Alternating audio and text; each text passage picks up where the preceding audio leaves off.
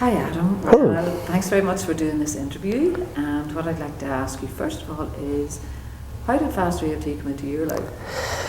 FasterEFT came into my life gradually, the same way it came into formulation with Robert G. Smith, because he is my dad. So, obviously there's a lot of tools in FasterEFT that all came to him at different times. So we, as his family, got these things one at a time also. I remember first starting out with anchoring. He would use the ears, anchor a good problem and a bad problem, and he'd grab both of them and they'd disappear.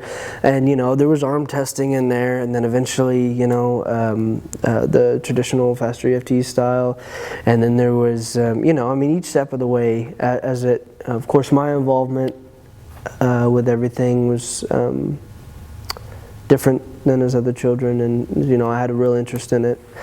So FasterEFT came into my life, through that process of him sort of formulating it. And what would you say is the biggest impact that it has had on your life? Well, I use it every day. So the biggest impact, I can't say, again, since I got it at its primordial stage, that that part of it made an impact before even what can be considered FasterEFT made an impact. But I use FasterEFT every single day. Seriously, every single day. If I get the real big irony of it all, because Dad is the one who created it. Most people work on their problems with their parents. So, essentially, starting out, Dad was actually working on my problems with Dad, which works at a great benefit to both of us, really, because it all is essentially us. It's me, So, so the question was, how's it impacted me? It's created a better relationship with Dad. It's created a better relationship with myself, with everybody else in my life. And I still have problems, so I'm always going to need to use it. Granted, and the brilliant thing is I have a son now, so now I'm able to actually implement this as he's growing up, which has got to be, there's no testimonials for that, is there? So, that's got to be a very unique experience for him to always sort of have the option of peace there growing up, and I don't even know what that's like, So yeah, it's the very center. It's what I come from. It's just like he says when he's telling everybody that no matter what healing process, you're only as good as its belief system, and it has a very flexible belief system. So FasterEFT will always be growing and changing, and because of it, it is a way of life. FasterEFT is a way of life. It's just like Jeet Kune Do. Jeet Kune Do is a way of intercepting fists, and Do meant the way. This is the way I live my life, FasterEFT. Now it has a stronger presence sometimes and a weaker presence. It's all about how it's still up to me to choose to use it or not, and be aware that it is an option and to apply it. Have you ever tried anything else? Have you ever tried any other modality? Yes. Because again, Dad had so many different things he was trying in the beginning, and his guinea pig was us. He wasn't doing this then. He was in massage school, and so he had to try it on somebody. Of course he was trying it on himself, but so again, I did the arm testing and we did the anchoring, and before any of that kind of healing style came into my life, I suppose my only coping skill really was to ignore it. Vent, punch a trash can. I don't know. Just what everybody else has. So trying anything else, again, as options came in, I was using them or not. At one point, I'm sure there was this refusal to use it because Dad was giving it to me, But overall, yeah, I still tried it. I still tried it, and I've changed a lot. Have you ever, for example, tried EFT? Yeah. Mm-hmm. That's where this came from, So how would they compare? Well, again, it goes right back to the belief system. EFT is great. It does what it does, but this is a very thorough utilizing the concepts of NLP and the presumed truth that we are the creators of our own problems. that there gives so much power to and leverage to take these problems and get rid of them, get right down to the root cause. And because it is implied that it's faster, I mean, it's right there in the title, it really truly is faster, because less time is used to come up with some kind of formula, the right word to say, or what would you call this feeling? It's simply, how do you know it's there? And then boom, boom, boom. And it's so fast that I even jokingly said, I've got fastest EFT, and I was just doing this. Let it go, let it go. And it's just, so, I mean, that essentially, that is the difference, is the belief system. It all boils down to that. So you're a young man with a son, and typically people of your age may not be interested in this woo-woo kind of stuff. Right. So how would you sell FasterEFT to them? Well, Deirdre, let me ask you, what do you want in your life? What do you want to have? What's keeping you from having it? I can change that for you.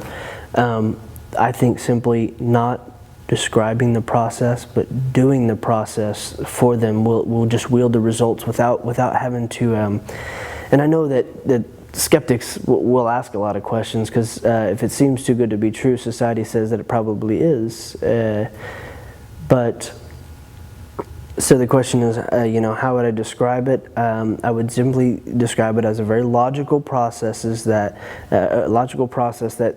utilizes it reframes the way you see things. And the fact is, we do it all the time. You can do it with words.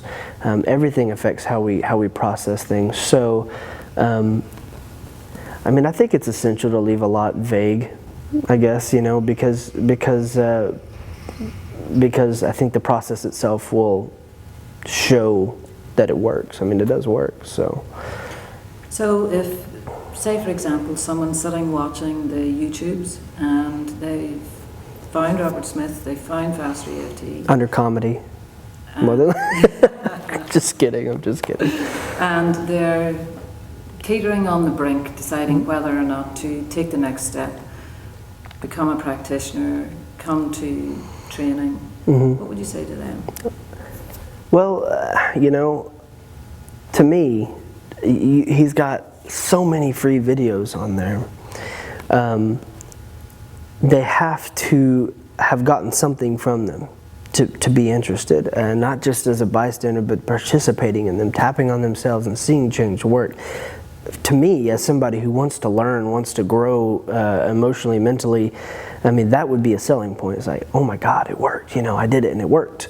And then because I have an obsessive personality, I would be researching why does it work and this and that, and finding out all that I can. And there's no better place to do that than going to a seminar and finding out. And I think, Dad does that. He does a great job of telling you the process, how he came up with it, why it works, the logic behind it. And everybody who comes out of here is a better person every time, every single time. And aside from the new skills that you learn when you come to a seminar, what else makes the seminar special? I tell this to everybody. There's a guy we used to go see at the comedy club, and you've got comedians that come up, and if you follow them, like you might find this comedian that you like, and you might follow the one that they did maybe a couple months down the road at a different location. You see that they're running the same jokes, and it's funny, but it's not as funny as the first time you heard it. But see, with this hypnotist that we would go see, it was brilliant. He had the same program every night, but the people that came up were completely different. He'd have the same program and they'd go somewhere completely different with. You never know what was going to happen. With Dad's seminars, you just don't know who's going to end up in the chair, or how they're going to process it, or what you're going to learn from their problem, or what you're going to see inside of yourself based on the emotions that they're having. It's interesting when people like you have gone up there. It may not trigger me, but I might see, like, there was a time when this real tough older gentleman had come up and broke down crying, and to me that was a big trigger, because back then my dad didn't cry, and it was kind of so for me that's one of the biggest things you can get. And also it's such a good energy because people are there and they're healing themselves. And what's more exciting than stepping into a new phase of your life? And without a doubt, it's not like a fake sense of I'm making this. It's not like a church revival camp. It's you know this is for real, and it's changing. And every seminar, when people come back, it's amazing to see how much they've changed, you know, and they become better people for it. So. And finally, where do you see FasterEFT in the future? Well, just like I said, it's so flexible. When he finds something that works, he implements it. So FasterEFT isn't a process. It's not. It's a culmination of processes that it's simply a belief system. And within that belief system, it allows the possibility of faster, better results. So in terms of where itself is going as a belief system, it's only going to expand with the more processes that come up, I think. But where it's going to go as awareness, I would love to see it flourish on national television and in books and become more of a well-known process. And this may be just that utopian sort of mindset, but if the world got a hold of it and really applied it, you know, eventually it's on the whole is going to be a better place because people are taking control and they're not looking up or looking down or looking to you or looking to him, or it's my mom's fault, it's my dad's fault. You know, it's back in your corner. And if these concepts, these really graspable, logical concepts are replaced with some of these old beliefs in the world, if it just got out there. The Secret was big on Oprah. And this is the secret to the secret. You know, this is good stuff. So I feel like it could go somewhere huge. Thank you so much for all that wonderful information. It was a pleasure working. Thanks, Adam.